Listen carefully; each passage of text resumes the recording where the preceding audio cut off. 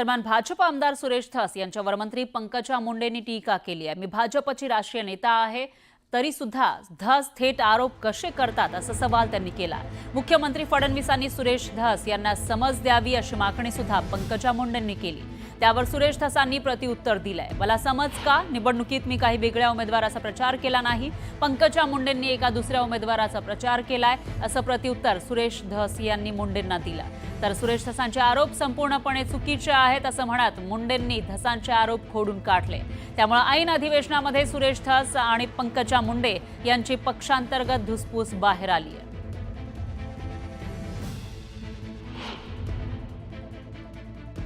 ज्या विषयामध्ये कुठलाही संबंध नसताना माझ्या नावाचा उल्लेख करणं किंवा कुठल्याही टिप्पणी करणं वैयक्तिक पद्धतीने हे त्यांनी करणं अपेक्षित नाही आणि त्यांनी ते करू नये।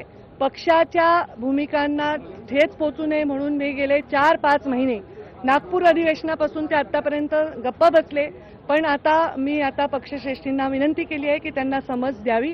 मला समज देण्याचं काय कारण? मला समज द्या, मी काय भारतीय जनता पक्षाचा उमेदवार सोडून दुसऱ्या उमेदवाराचा प्रचार केलेला नाही। त्यांनी भारतीय जनता पार्टीचा उमेदवार सोडून दुसऱ्याचा प्रचार केलेला आहे, शिट्टी या चिन्हाचा प्रचार केलेला आहे।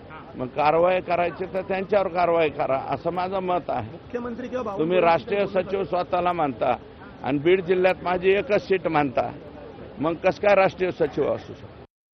या राज्यामध्ये अनेक लोक जे भारतीय जनता पार्टीशी निगडीत होते ते अपक्ष उभे राहिलेले आहेत, अनेक लोक दुसऱ्या पक्षाचे अपक्ष उभे राहिलेले आहेत। डायसवर जाऊन प्रचार करून मतदानाची मी विनंती केलेली आहे। त्यामुळे ह्याचं उत्तर मला द्यायचं नाही, कारण आरोपच चुकीचा आहे। जर प्रचार करताना हा आरोप करायचा होता जाहीर सभेमध्ये, त्यांनी प्रचार करताना तर माझ्याशिवाय कुठल्या नेत्याचं नाव देखील घेतलं नाही या राज्यात, आणि त्यामुळे निवडणूक निकाल लागल्या त्यांनी हा आरोप करणं हे पूर्णतः निवडून आलाय जो व्यक्ती 75,000 मतांनी निवडून आलाय त्याचं मी काम नाही केलं तर ते शक्य होईल का? हे थोडी आपण आत्मपरीक्षण करावं।